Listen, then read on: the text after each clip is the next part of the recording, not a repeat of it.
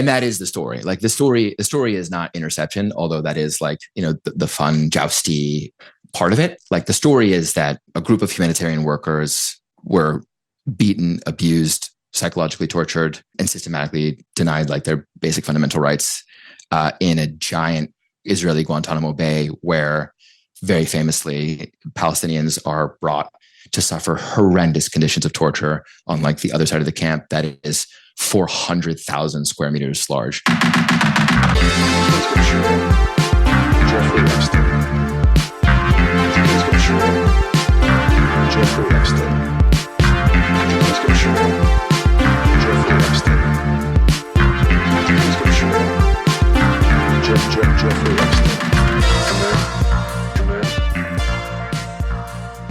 Hello, ladies and gentlemen. I am Brace. I'm Liz. I'm producer Young Chomsky.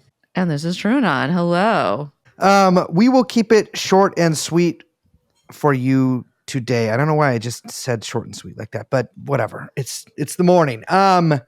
We have with us today returning from a guest returning from, I guess he was on the show maybe 2 or 3 episodes ago, David Adler.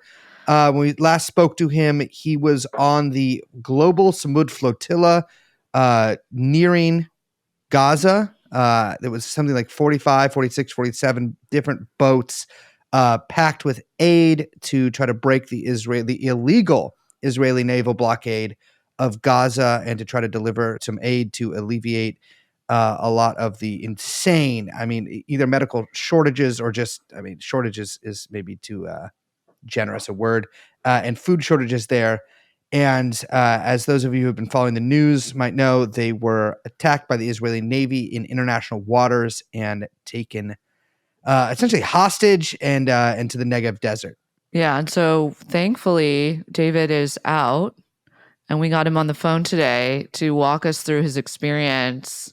I don't know. There's nothing really I feel like I can say. I feel like we have to kind of listen to it from David. It's pretty shocking and upsetting tale, especially him getting into his anger, his justified, I would say even like, get angrier, David, but very justified anger at the it's not even a lack of a response. It's like a I don't know, purposeful non-response from the American government in attempting to rescue, like you say, American hostages taken to a rendition site, essentially in the desert.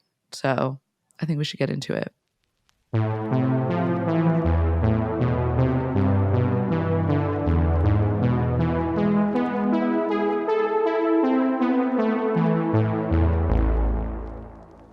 Well, back on the show and out of prison is David Adler. David, you are, it's a day and a half out?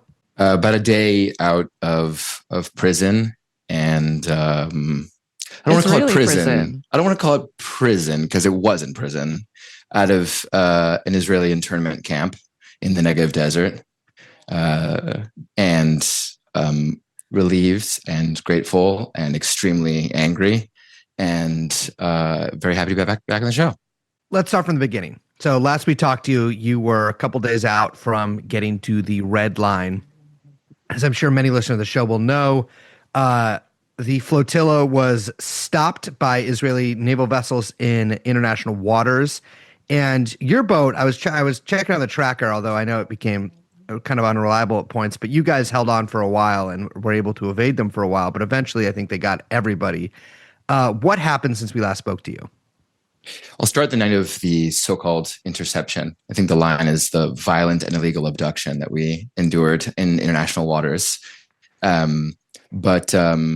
Yeah, we thought everyone could watch this great sea adventure that we had, because the interceptions began at 9 p.m. with the so-called S-13, the like elite baby killer naval squad, the only one that they have. The Israeli Navy is not very impressive. They raided the first 3 kind of big boats quite quickly early in the evening. And we thought that was kind of game over. But we were such a big flotilla. We just completely overwhelmed their naval capacities. Mm-hmm. And we eventually sailed on from 9 p.m. till like 4:30 in the morning, playing this very kind of, I don't mean to be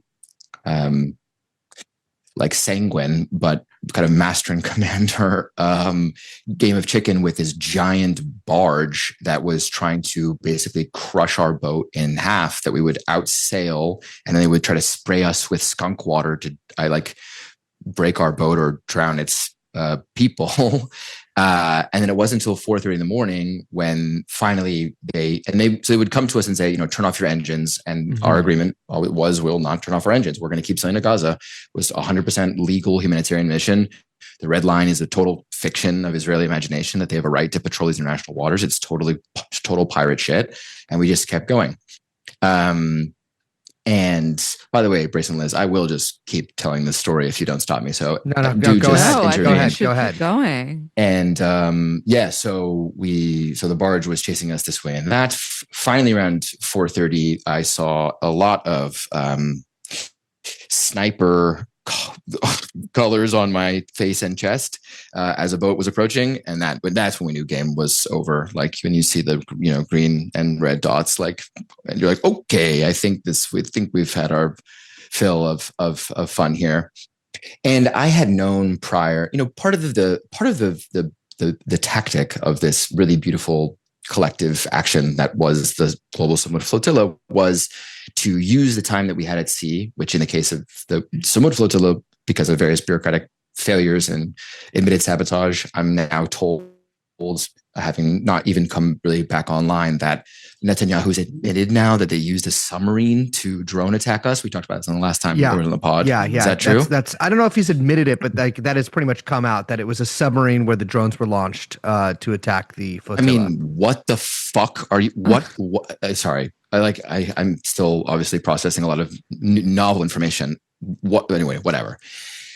So we were eventually we're like, okay, game over, 4:30 in the morning, and they raid our boats, board our boats, and kick us around, basically just immediately smash the CCTVs, smash the Starlinks, start smashing any electronic thing that they have and can see, cutting cords, running through the boat, smashing everything basically. And these are I don't know, 19, 20-year-old kids. I mean, it's like the Israeli Navy. It's just okay. And I was at this point, I was on the Owila. So we had 5 vets, US vets who were quite hardcore, who were just humiliated by this kind of basically pirate behavior. Anyways, they threw us into the cabin, and thus began the longest day in my memory, where they, in our case, sailed our boat directly. These people basically were taught how to sail yesterday. They literally revved our engine in neutral for an hour, frying it, before our skipper had to be like, "Hey guys, I think it's in neutral." And they took us to Ashdod one by one. It took fucking forever because this was the biggest action ever to they were totally overwhelmed, which revealed to me this paper tiger aspect of the Israeli military that we take them so serious. It's basically Krav Maga come on the water, we just. Anyways, I'm digressing. I obviously am still a little bit fried, but we get taken to the port. I'll try to tell the important aspects of this, where there's a long ceremony of these boats being pulled into port, and we can't really tell why. But soon we discover why, and it's because they're basically preparing this giant photo opportunity for Ben-Gvir. Now here we come to an important political point, and dare I say, error of my judgment, which is that we had been doing so much political work on the boats to beat back the Hamas flotilla narrative, humanizing ourselves, talking about the aid that we were bringing, here are nurses, here are doctors, here's little old David, just a Jewish boy from the Valley of Los Angeles, whatever. And the Italians, in a more serious fashion, the trade union aspect of okay, we will literally burn Europe, was taking its toll on respective governments. And so I had been aware, because I was doing all the diplomatic coordination for the flotilla, of this back channel agreement with the Israelis, that they were going to do their best, was the agreement, do their best not to kill us at sea. Now, they didn't kill anyone at sea, which is a fucking miracle. But boy, was I wrong about what that meant for us on land. Because I was we won this we won this information war, and therefore, like, what Ben-Gvir has been threatening. And I'm sure if you go back and listen to our last conversation, I sound a little bit triumphant in my tone. I mean, certainly brave, but like, I just did not think we were going to be treated truly like, as terrorists, which we were. So we were, once we were off the boats, it was the nightmare just began. I mean, we were thrown onto the floor, onto our knees, heads down, like hands behind our back, like, punched into anyone who like leaned or moved was like, punched or pulled into formation and lined up like terrorists for Ben-Gvir's big photo shoot. I like asked to go pee, at which point they looked at my passport and were like, David Rashi, you Jewish? And I was like, yeah, man. And they like pulled me by the ear and sat me next to Greta, who was also being forced to like stare at the Israeli flag for like 2 hours on like the tarmac of Ashdod, the port, for Ben-Gvir's big photo shoot, which didn't go very well because he got there and everyone just fucking started yelling at him like, fuck you, you fascist pig. So that was briefly interrupted. Anyway, this began to like basically, not only steal our boats, but steal our belongings. Like we got basically taken through this deportation process, this detention process where they went through all of our stuff, strip searched us, like went through our bags, threw out all of our stuff. And there was this refrain in like the way that they were talking about every time they would throw out like life-saving medicine that people brought with them on the boats. Who like, don't throw that out, please. Like that's medicine. And they'd be like, should have thought of that before you came to Israel. And every time we'd be like, dude, we didn't fucking come to Israel. You fucking abducted us and brought us here. Yeah. That was like this refrain over and over again, even with the prison guards in the internment camp. Like every time, I'll get to it, but like every time we'd be like, every time we would complain about something like needing to see a doctor, or like one of the women like nearly dying from a UTI infection, then they wouldn't see a doctor for 2 days. They kept on being like, well, you should have thought of that before you came to Israel, which, by the way, weird thing to think like, oh, this is what we do in Israel. But, that's, I guess, for them to decide how they want to brand themselves. This is how medical care is. Yeah. So I'm just trying to get through the basic facts of this story, which I think need to be told. So it was I think your listeners may, it's a very Hegseth school of international law kind of interpretation of due process. Just like, oh, you want a lawyer? No. Oh, you thought you were going to get this paper? Like, no. Just basically, we were just chalked through this basically like kangaroo process, and then, stripped, zip tied, blindfolded, thrown onto a bus, like in an extremely hot police van, overcrowded police van, and just shipped into the middle of the Negev desert. And for all I can tell from being online briefly, like that's where like a lot of the stories kind of stop. Like activists, Israel says activists detained at sea, like just, New York Times kind of contorted language. Basically the long and short of it is like there was a flurry of stories right when everyone got arrested, and then there's been like occasional small news stories about people returning, but not really about what happened in the Negev. And that is the story. Like the story is not interception, although that is like, the fun jousty part of it. Like the story is that a group of humanitarian workers were beaten, abused, psychologically tortured, and systematically denied like their basic fundamental rights in a giant Israeli Guantanamo Bay, where very famously Palestinians are brought to suffer horrendous conditions of torture on like the other side of the camp that is 400,000 square meters large. What's it called? Ktz'iot or something like that? Yeah. So, so I think that maybe if I can be generous to our journalist class, pundit class, I can chalk that up to them, maybe assuming we're going to get thrown into like a drunk tank and, chucked out a couple days later or whatever. And there's some because of the way that they infantilize and frivolize the flotillas in general, like they just don't take seriously that this is like a major geopolitical confrontation. Not to like get high on the own supply, but like it's a problem. This is like such a grave, and the point is obviously that everything that happened to us is just like a microscopic illustration of what's happening to the Palestinians in all these torture camps that we don't know about. To the like 11,000 plus people who've been kidnapped from Gaza alone since October 7th. with whom we shared, I think, the premises of this torture camp. I don't really know, but yeah. So anyway, so for 3 days, we did not exist, basically.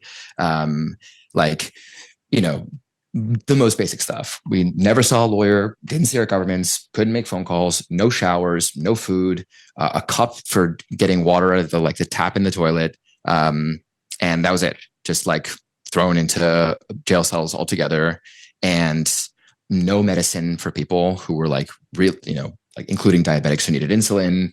I mentioned this person who literally went blue from a kidney infection. Like people were passing out, and the women and men had different experiences. I'll let women speak for themselves about kind of what it was like. But the men, we had these troglodyte, internment camp guards who would just patrol violently with, a German Shepherd and a shotgun, and a bunch of riot gear, and go kind of cell by cell. And if we demanded something, or if we prayed, a lot of people, we were a lot of Muslims praying, they would come. If you prayed too loudly, they would just basically beat you, shackle you, hands and legs, throw you into solitary blindfolded. So there was beatings of prisoners.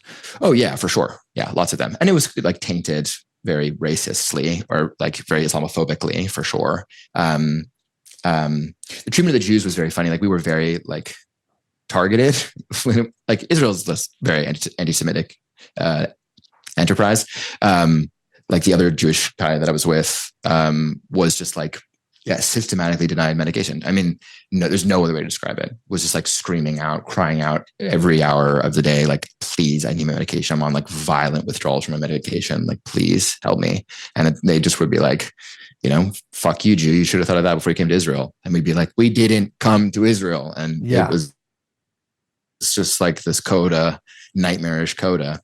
And the point is being in prison, we had this fever dream of Chris Van Hollen must be on a plane to Tel Aviv to come check on our condition, because we've teed up a home run for the Democratic Party. Little Jewish boy goes to Israeli detention camp. The whole point was okay, we're willing to endure some degree of suffering, not just in solidarity with Palestine, but to help our domestic political class in the United States win points against the state of Israel that otherwise it is politically inconvenient for them to do, because we get it.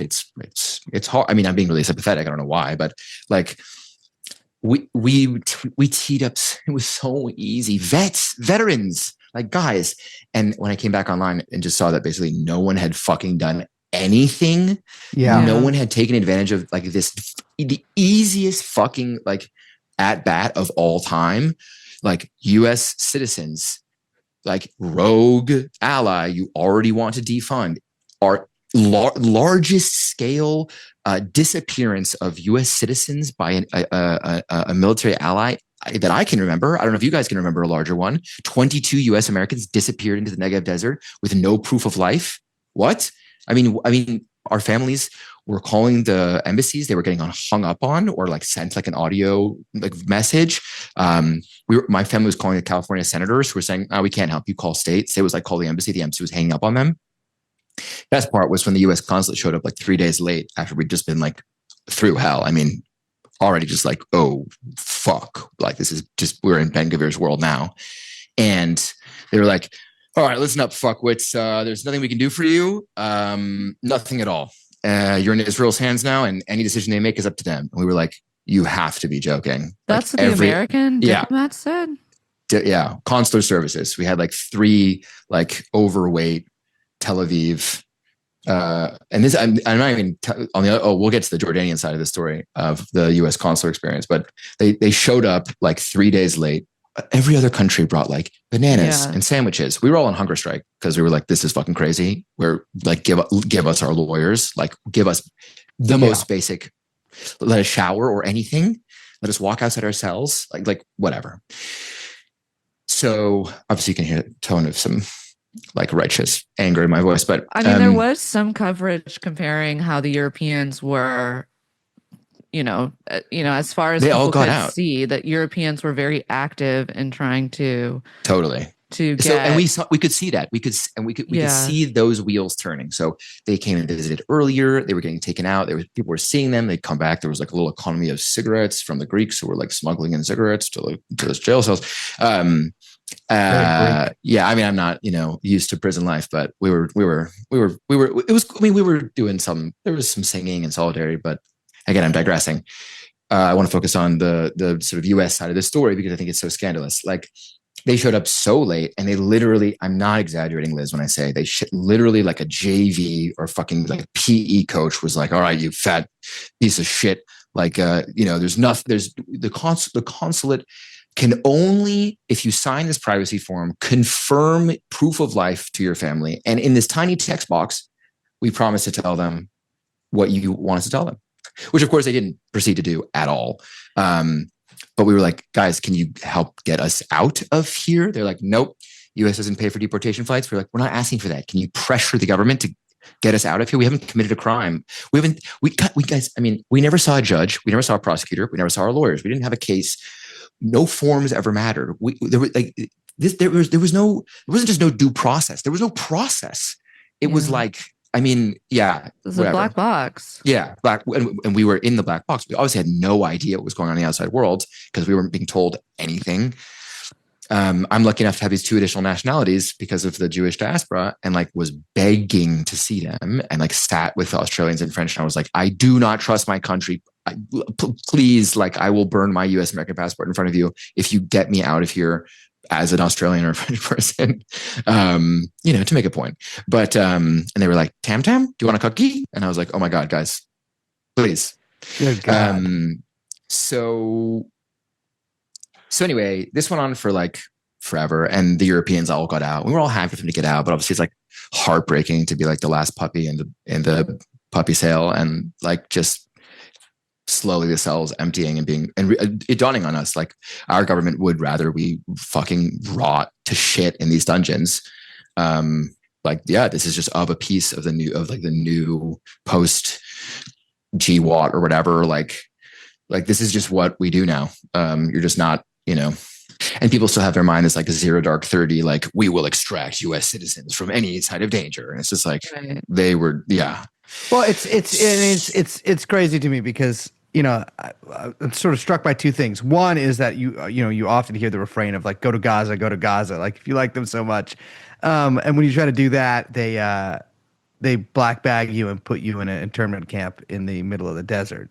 Or the Israelis do. Yeah. And we had this conversation. I mean, I was lucky enough to be in cell 1 and cell 19. So the first cells, like, because it was wrapped around of our block. So I was closest to the guards, which, given my condition of attention deficit disorder and oppositional defiance disorder, made me very conducive to being like sub-Nazi and, talking to the guards abusively. They didn't like that. But we had this conversation many times where they were like, why you should have thought about it before you came to Israel. And I was like, we didn't fucking come to Israel. And they were like, well, then you should go to Gaza. And we were like, let us go to Gaza. We would much prefer to be there than here. Well, did you see one thing you might have missed too, is that they had some American influencers. Lizzie Savetsky, I think the lady's name is. I think that might be the Stop Anti-Semitism lady. One of these kind of like insane sort of Zionist influencers brought her to the boats where she was like, look, there's zero aid. They're bringing no aid to Gaza. Confirmed, zero aid. Like, anyway, obviously they're doing this very Karl Rovian thing of like just lying so brazenly that like, whatever, their people understand it.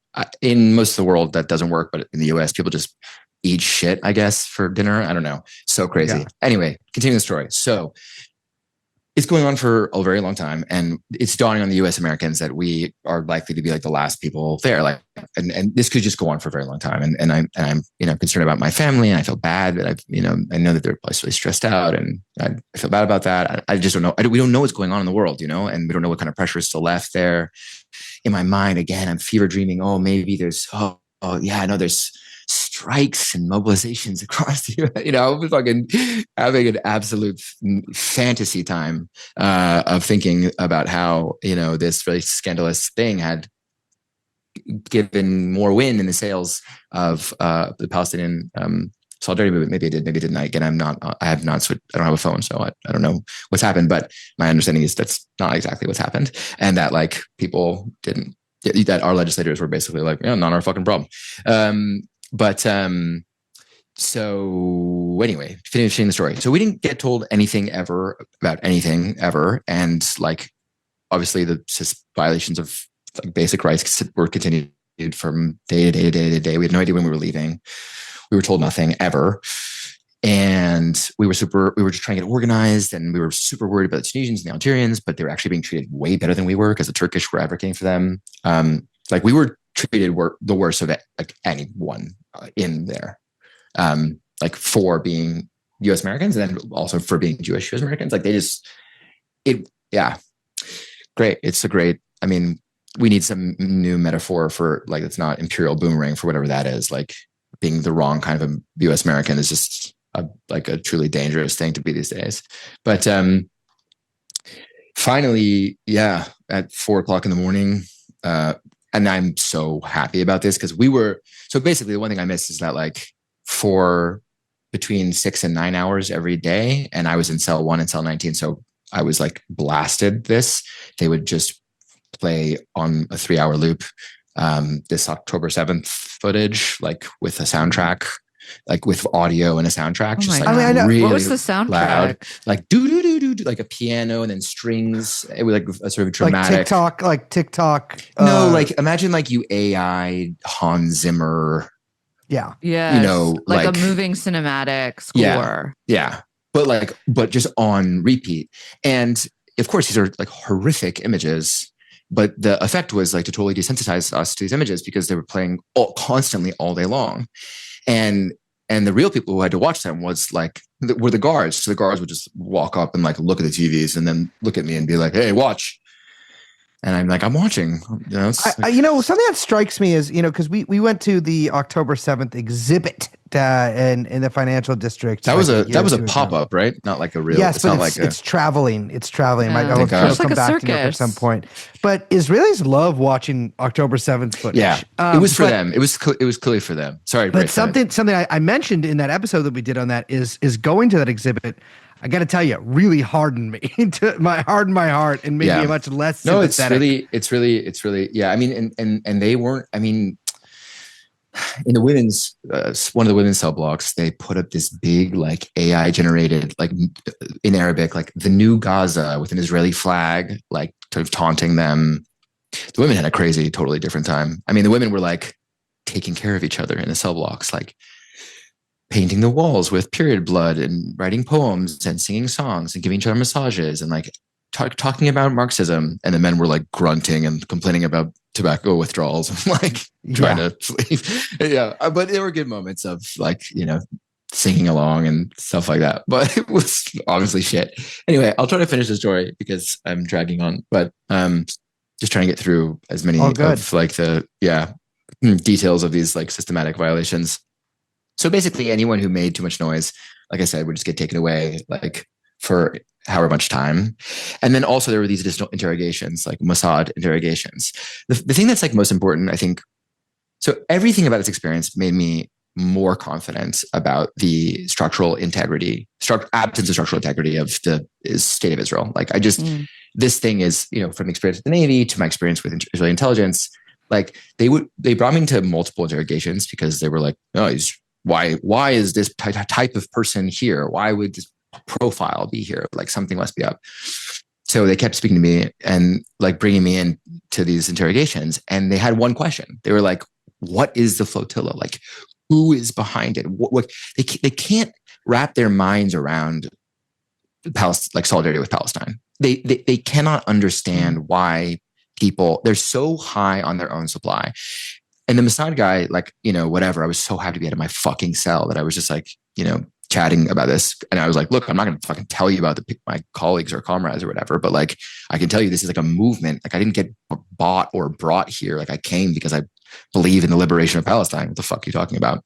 And he was like, me? And he literally hit me with like a Michael Parenti ass definition of fascism. He was like, you see, you Americans, you care about your career and your class and all these things and, making money.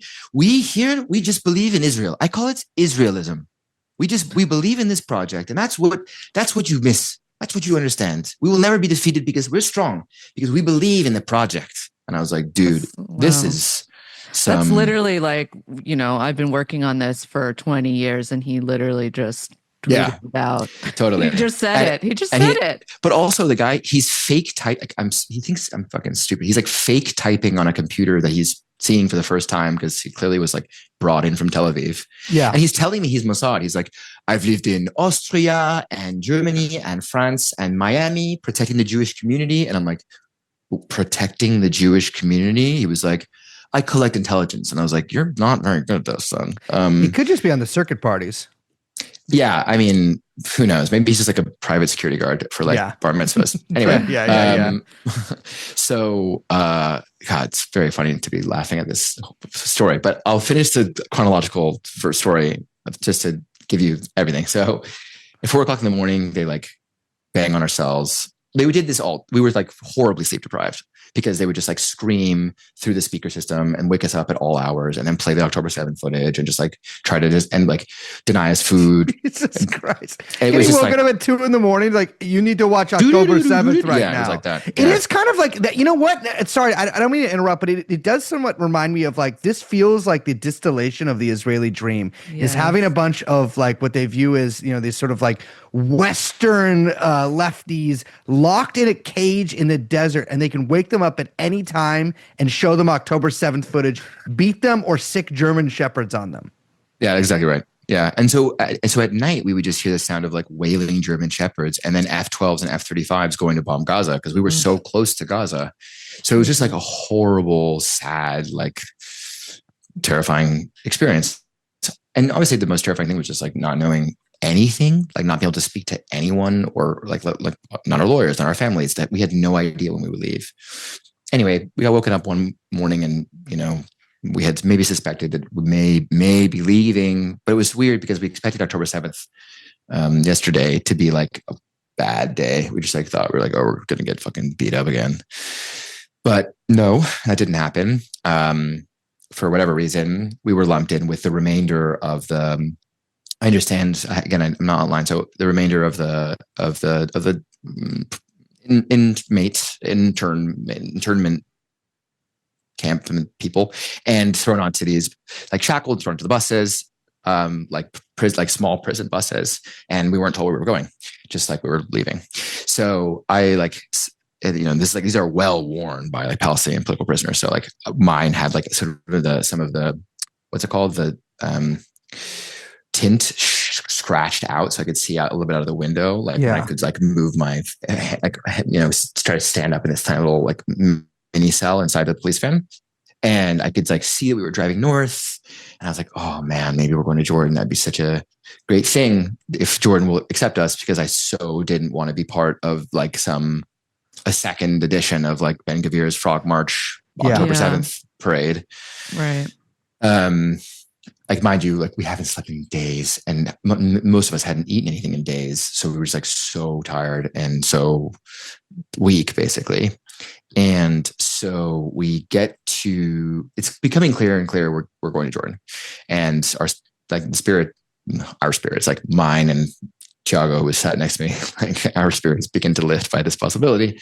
Because we didn't think that Jordan would take, we're so many fucking people. You have to understand, like we were 500 people who got brought in. Like that is so many people. That's like an audience at it's like the small Coachella fucking stage of people. Yeah. And like that many people had to be moved this way. I mean, it was a just logistical nightmare for them and diplomatic nightmare for them, which was obviously part of the point. In any case, not for the US, who were like, do whatever you want. And I will illustrate that point by explaining what happened to us on the other side of the Jordanian border, which is that we got there and like crossed the Jordanian border, and every country's government was there. The Jordanians were there with like video cameras to like be like, all right, might as well have a press day with us. Every other country was there to like hug, embrace, feed, give a phone. Every country. I'm talking Japan, Australia, fucking the Arab countries, of course, Brazilians, everyone was there. And our government, our beloved Sharon, with her bright blue eyeliner, Sharon, our general consul, said, hey guys, okay, can we get around? So listen, I only found out about this just yesterday afternoon. Okay, so I was actually on a sick day, so I don't know very much about the situation, but we can't offer you any clothes, food, water, shelter, accommodation, transportation, flights, or a cell phone. So you're totally fucking on your own. Are you serious? And we were like, what are you talking about? And she was like, don't worry. We have comped you a transit visa. So the Jordanians will drive you straight to the airport, at which point they will drop you again with no cell phone, no money. Most people had their stuff just straight up stolen by the Israelis. Bags were just completely missing. Passports were stolen. Credit cards were stolen. Cash was stolen. Jewelry was stolen. Like they just stripped everyone of their belongings. They stole your wallet, right? I got my bag back with like my sweater in it. But so wallet gone? Yeah, wallet gone, everything gone. Like they just went, yeah. I mean, also like, oh my, whatever. My notebook gone. Not to be sentimental, but yeah, the US was just like, you are completely fucking on your own. And everyone in the hall, like the other was like giving cigarettes to their prisoners. Like we were like, are you serious? Wait, how are you supposed to leave if you don't have a phone, you don't have if you don't have a wallet, nothing. How are you supposed to buy a plane passport. ticket? Precisely what we asked in a very, very high volume to Ms. Sharon. And she began to like whimper as if we were like bullying her. And we were like, you are the general consul. And she was like, I just found out about this. This is the largest scale abduction of US fucking citizens, including many veterans who had like fought and given their fucking lives to this country, whatever, you want to say about like going to Afghanistan, but like they did do that, decorated veterans. These people were being disrespected in a way I just couldn't. We were fucking furious. I'm looking at it right now. Sharon Weber. No, why? You don't read the news? It was in the news. Dude, the news. Next door. Her neighbor. Like this also, this is being negotiated. You tell me the US government doesn't know that a negotiation is underway to send 22 US American citizens out of the Negev desert to Jordan? Are you like, oh, it was your sick day? You didn't get a call from a cell phone? Anyway, there was no empathy. There was a refrain Sharon kept repeating. We are not your babysitters. I just want you to know, I just want to be clear, we're not your babysitters. We were like, we fucking get that. Thank you, Sharon. We understand that. We're not asking you to babysit us. On her LinkedIn, she's been, by the way, her LinkedIn says Consul General, 35 years. Oh no, she's been a Consul General in Jordan for 4 months. But she's been in the State Department for 35 years.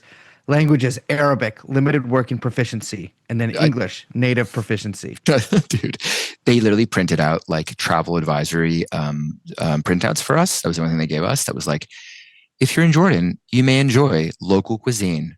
Uber also provides a convenient way to transport. I was like, are you serious? We are so fucked. Oh my God, it's so fucked. Yeah.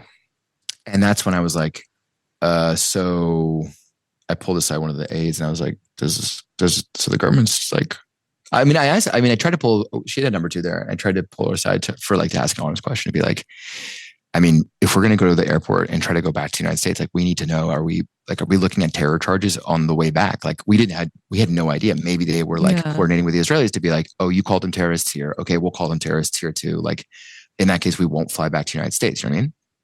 So she was like, and then the other person who I won't name was like, oh yeah, no, they hate you, but on a humane level. And I was like, what is that? What does that mean? They hate you, but on a humane level. So, but on a humane level, you agree with me? Anyway, thus ends the epic tale, I suppose, but not my rageful fucking like warpath to try to get like our pundit class to take seriously this like grave crime. And I want to say it's not about centering our experience. It really isn't. It's just to show, the whole point was to show how rogue Israel has become and to show the extent and to try to beat back some of the like soft pedaled Zionism that Ben Gvir is a marginal figure and just be like, they literally handed us over to this fucking fascist pig, US citizens, and said, do whatever you want to them. And so they did. Yeah, I mean, I think that two things there. One is that totally correct in that Ben Gvir functions in this way that Netanyahu also functions as somehow. It's like, well, Israelis aren't their government. Well, okay, they elected this government many, many, many times, but Israelis aren't this one part of their government. That's a marginal figure. But it seems like all the policy directed by this government is directly something that almost all of it is something that Ben Gvir himself desires. And I mean, so, there's also this fever dream where I was like, we also like, they love to give a lot of oxygen to those like 200-person Tel Aviv protests to like bring them home. And I was like, this is also the easiest fucking at bat for these like Israeli peaceniks to be like 500 humanitarian. And then as far as I can tell, there also weren't like big, and not that we like thought we were going to like change the world, but we did think that we were like I said, we were prepared to endure some amount of like hardship, paling in comparison to that of our Palestinian brothers and sisters, to give a really easy political opportunity for a necessary transformation of paradigm in the world's relationship to Israel. That's what we thought. May have happened, and it did happen in Europe. It just really didn't happen in the States. yeah. And like we got to Jordan and like got to a hotel. The first thing I saw was CNN, and I was like, oh my god, I can't. Like I like nearly just vomited. Just just re-entering the sort of epistemic world of our pundit class was just so vomit inducing. I know, it's something I want to bring up because I think you're correct in that this did precipitate a fraying further of Israel's relations with other countries. I'm talking specifically about like with Spain and I mean Turkey is a complicated situation. But it's Spain and Italy, but people who sort of expected the Italian and I guess Spanish or Turkish ships to like, I don't know what, fight the Israeli Navy. And I know when we last talked, you were fairly, you had a sort of a more pessimistic view on that. That I think was accurately pessimistic. Yes, accurately pessimistic. Because that turned out to all be for show. Yeah, they bailed pretty quickly. Look, there's more work to do. I mean, obviously this was like a very exhausting, like hardest thing I've done in my life. Like it was like a long mission, very difficult, and overcame many challenges to even complete the mission. I think when we were first discussing this, Brace, like the prospect of me going, you just texted me like, yeah, you could go. I mean, you're just sailing to jail. And I sort of chuckled to myself that the reward for like this tremendous like odyssey of the Mediterranean, almost traditional odyssey, was just a detention camp. But that's what it happened to be. That was the cherry on the cake. Or Sharon, I guess. Sharon was the cherry, I should say. Have you heard anything from the Americans since you left Jordan? So, I mean, I don't have a phone. I mean, no. What are they going to say? I mean, all I know is that Ro Khanna, God bless him. I mean, I don't know the guy. I guess wrote like, got a bunch of California legislators to be like, SoCal activist David Adler spoke to his sister. I saw that he wrote a letter. My poor sister had to like be my advocate. And I'm so angry. I mean, I guess it's the point that I would want to end on. I'm really, really angry. I'm really, really angry for that my family was put in a position, my family and friends were put in a position to advocate on my behalf. It's just unbelievable that my family would, or any family, I mean, and especially those of the like Palestinian Americans. I mean, there's still a Palestinian American in prison. And of course, Shireen was a Palestinian American, but that families would be responsible for advocating on behalf of these abductees who were, again, disappeared into the Negev, like disappeared with no proof of life, nothing. Like, so I'm really mad. And I think that the pursuit of kind of accountability for that is just starting because I'm really mad on behalf of family members and friends who I know worked really hard to secure a release. And I just feel I had a sort of breakdown in Jordan of guilt that I put them all through that. But then that guilt kind of became anger that they were ever put through that. I mean, they should have gotten a call right away from, I work in DC pretty regularly. They should have gotten a call from like my friends in DC to be like, this is horrible. And we're going to work together to see what we can do. But like they didn't, no one called them.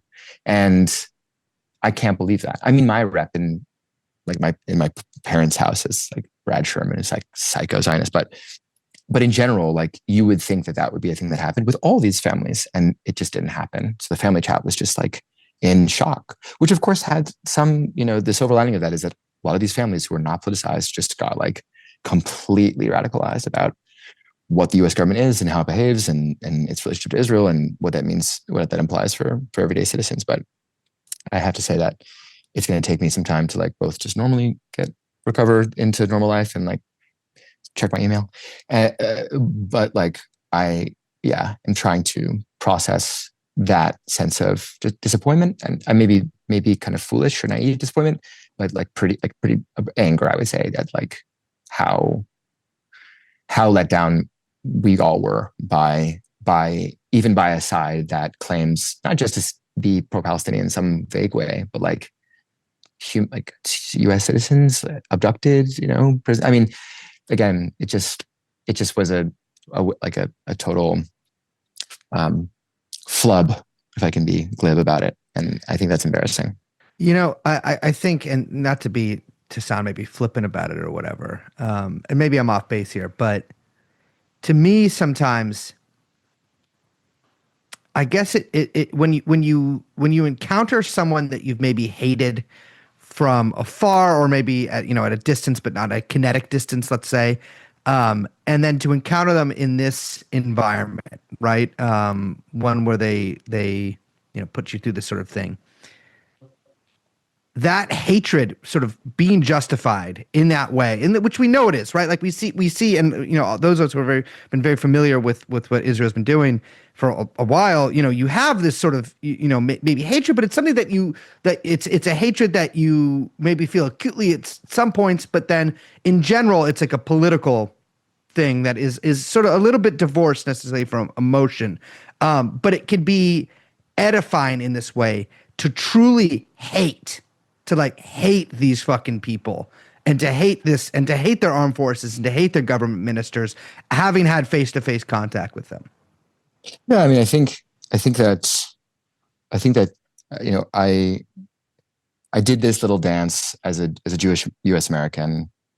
It grates me to no end to have to like be Jewish in that way, but I think the point has been so violently and clearly illustrated that like the state of Israel is just not, it doesn't care about Jews. I mean, this has become a project of a truly, as that Mossad agent was saying, basically reciting Goebbels to my face. Like this is a project, and it's not for us, and it doesn't have any space, I think, in it for coexistence with not just with Palestinians, but with like the world. Like they want to destroy the world and the basic norms, rules, institutions that if we don't even cherish, then take for granted or hope to restore or reinforce. And so anyway, I have a lot of thinking to do and clothes to buy, but I want to thank you guys again for having me back, and I hope to see you guys in New York soon. Yeah, Dave, thank you for coming on. Appreciate it. Take care, Liz.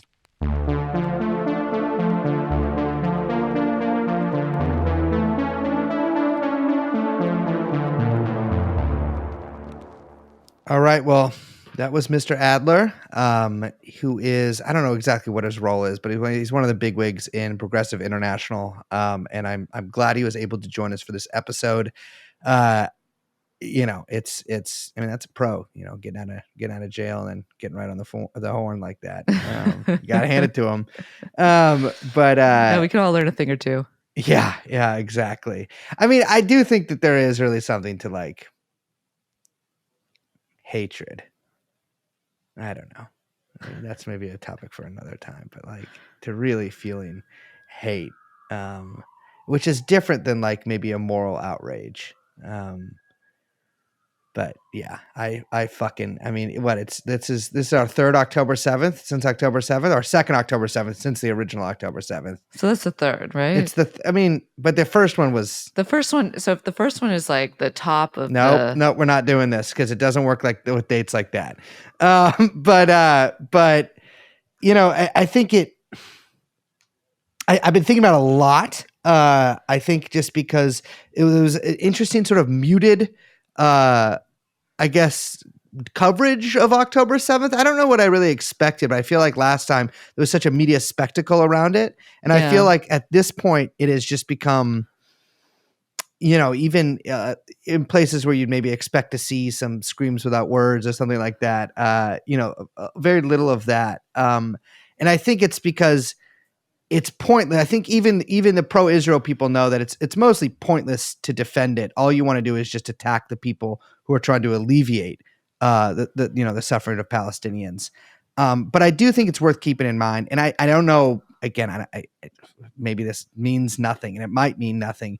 But at least within our lifetimes, this is the most isolated Israel has been. Yes. And there has been a massive change in public opinion around it. However, it's also worth keeping in mind is that public opinion doesn't really matter in most cases in terms of the politics of the situation. I was thinking about that when David was speaking, just the sort of like, I don't know, the difference between, you constantly hear like, things are changing. People are really like opening their eyes to all of the various Israeli crimes, continued and historical, and still at the same time seeing such a like non-action from basically anyone who has any kind of skin in the game from the American side, without them really even in this situation, the way that David puts it, where he's saying like, we teed this up for them, like they don't even really need to make the Israelis angry about this, because it's so clear that it's like they could just say, we're stepping in on behalf, these are humanitarian workers, they're American citizens, not even, they're just American citizens, we need to get our American citizens back, right? It's so cut and dry. And yet that was like not enough, because it's more important to punish the people who are trying to do something. Yeah, I mean, one recalls from fairly early on, like right after, pretty much soon after October 7th, when like international organizations were brought into Gaza, and like there was that World Food Kitchen, like that strike where they just like killed a few aid workers. And there was just when that happened, and like the pictures came out of like these were very direct targeted strikes on cars with this logo on them. I was like, oh, okay, well this isn't really going to be any different. Like there's no there, and it was that was under Biden, of course, too. And there was nothing done about that, right? And like I think like many people, I'm sick of witnessing all the fucking crimes. You know what I mean? Like I hate, what does that do? It doesn't do anything. It's in any other situation. If you see a crime happening, you try to stop the crime. You kill the criminal or you arrest them and then put them on trial. And it is, I think that there is a growing sense of frustration, which again, what does that mean? Probably nothing. But I think it's just outrageous that there's this combination of the impunity, increasingly like naked impunity that Israel is prosecuting this war with. And then the criminalization of the opposition to it, by the US. And it is just, I mean, and various other countries as well. It is just, I mean, look at fucking Britain. It boggles the mind. And it is, it makes one somewhat nostalgic for the 1970s or 1960s in a specific way. I don't know. It's sickening, because it's like, what does that teach you? If you watch someone who just kills kids all the time, feeded by our government, and actually given your tax dollars to do precisely that, all your politicians, with very few exceptions, not only accepting that or pushing for that, but criminalizing you if you dare to disagree with that. I mean, what does that teach me? And all you can do is just, you bear witness, you watch, you put a little fucking flag in your bio. I mean, I think it's I don't know, it's just like, when is something going to change? This is why I think Petro's speech that we saw, as maybe far out as some of that sounded, it did. I mean, at least that's a solution that I can understand, right? Right. At least it's like trying to mobilize, and it's like, well, then just go to the source. Yeah. But yeah, I mean, and people say this is kind of a joke, but I really do believe like there should be a military invasion of Israel. I mean, I think that it just I don't know. It's I can't stand it. I just can't stand it. Anyways, we got to go. My name is Brace. I'm Liz. I'm producer Young Chomsky. And this has been TrueAnon. We'll see you next time. Bye-bye. Jeffrey Epstein. Jeffrey Epstein.